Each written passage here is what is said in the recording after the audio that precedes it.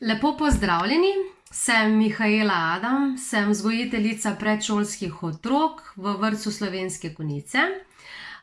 V okviru projekta Zdravje v vrtcu bom predstavila primer svoje dobre prakse, in sicer z naslovom Gost kot pozitivni vir za družino. Kot veste, živimo, bi lahko rekla, v turbulentnih časih. Že par let smo vpeti v nenehno se spreminjajoče situacije, ki nam jih narekuje epidemija. Zato se mi zdi toliko bolj pomembno, da kolikor se da, vpeljujemo v svoje delo, v svoje življenja, v življenja naših otrok, kar se da pozitivne smernice. Epidemija vpliva na fizično, kot tudi na psihološko zdravje otrok in nasploh družin.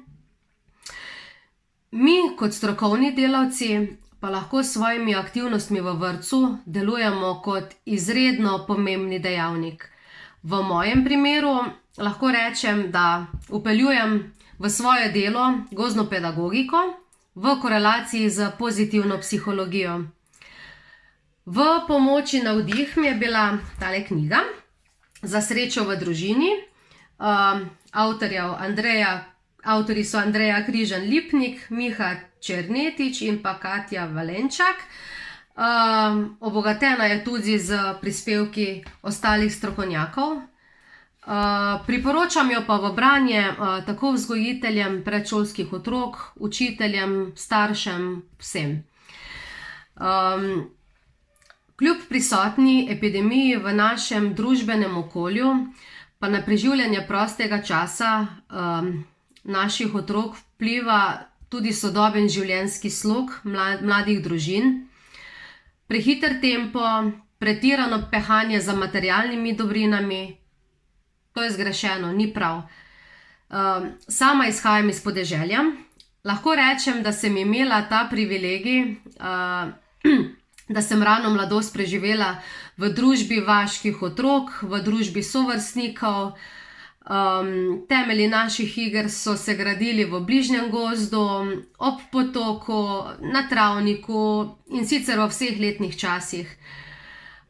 Danes pa se tako odrasli kot otroci postopno utapljamo, bom rekla, pod težo sodobnega sveta, kjer naša življenja v večji meri usmerja tehnologija, pretirana raba telefonov, tablic, računalnikov.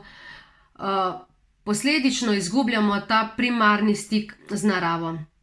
Izgubljamo tudi fizični stik drug z drugim in omenjene posledice znajo občutiti nadaljnje generacije, če ne ukrepamo tukaj in zdaj.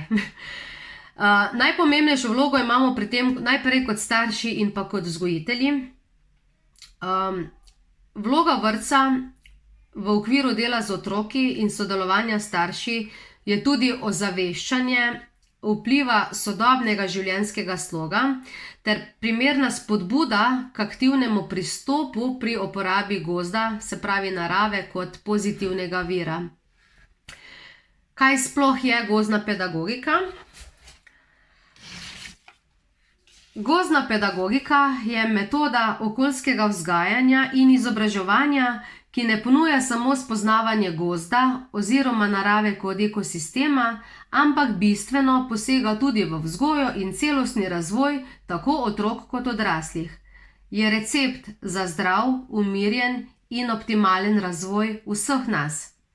Gozd oblikuje vrednote, ki se ne odražajo samo v pozitivnem odnosu do narave in okolja, ampak tudi v ustreznem doživljanju samega sebe in življenja.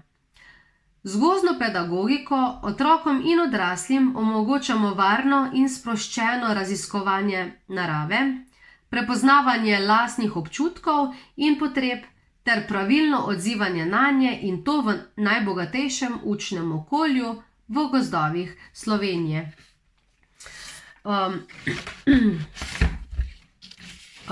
Gozd in gozdna pedagogika bi lahko rekli, da sta zagotovo lahko pozitivni vir za marsikatero družino. vsaka družina v neki določeni meri že uporablja gozd kot pozitiven vir, kar vpliva na celostni otrokov razvoj in pa na splošno povezanost družine. Kot vrtec pa lahko starše ozaveščamo in vabimo v sodelovanje na različne načine, se pravi, da lahko s primeri dejavnosti iz gozdne pedagogike nagovarjamo k starše k kvalitetnejšemu preživljanju prostega časa.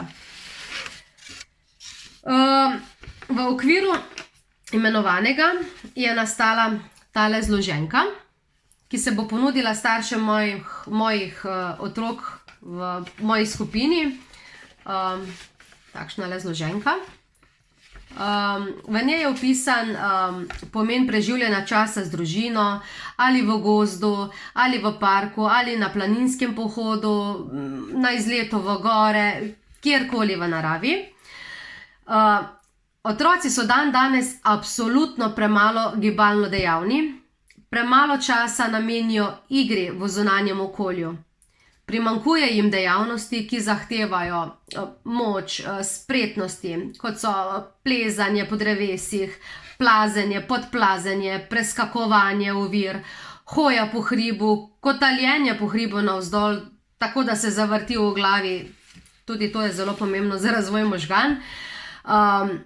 Vzroki so pa prekomerna telesna teža, slab mišični tonus, povečana so tveganja za nastanek različnih bolezni, razvijajo se bolezni dihal in tako dalje.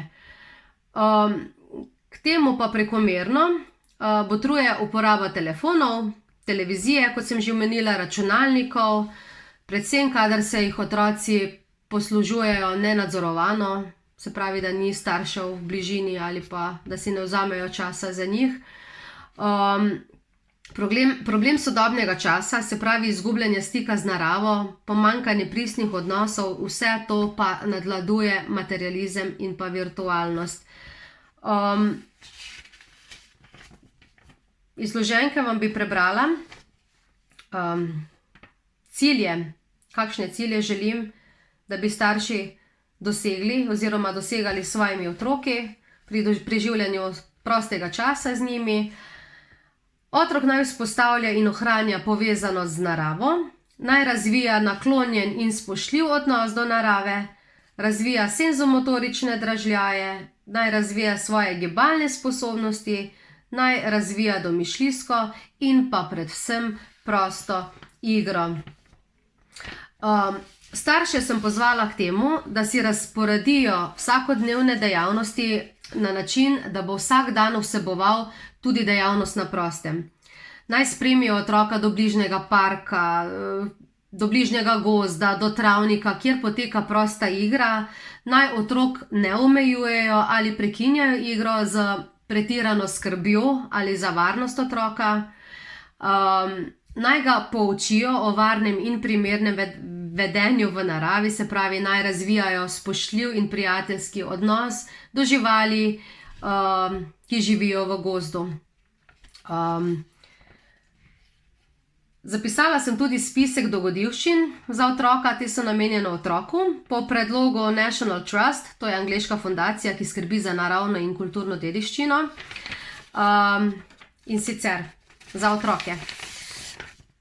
Splezaj na drevo, kampiraj v divjini, meči žabice na vodni gladini, spuščaj zmaja, naredi potičko iz blata, zajezi potok, hodi po podrtem drevesnem deblu, gugaj se na vrvi, nabiraj borovnice, jagode in rubidnice v naravi, poglej v notranjost drevesa, v drevesno duplo, igraj se z vetrom, zatrobi na travo, išči fosile, opazuj, kako se prebuja sonce, hrani ptico iz svoje roke, odpravi se na lov za hroščki, poišči žabji mrest, ujemi metulje, lovi kresničke in druge žuželke, pojdi na sončni pohod v naravo, sam posadi, oskrbuj in pojej rastlino, zakuri ogenj brez žigalic, kuhaj na tabornem ognju.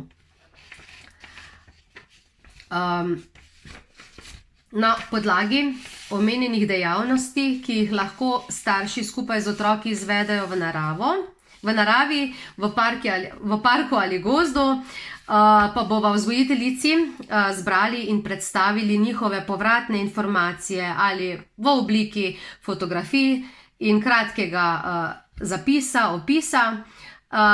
Te fotografije bodo pa tekom leta lepljene na plakat v naši igralnici, ob katerem se bomo z otroki pogovarjali. Otroci bodo poimenovali videno, kje so bili, s kom so bili, kaj so počeli.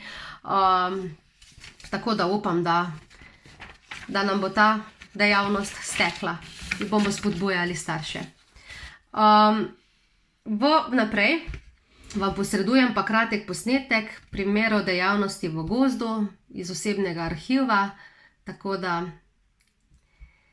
gremo v gozd vsak dan po sprostitev, po boljše počutje, po preprosto igro, brezplačno je in na dosegu roke.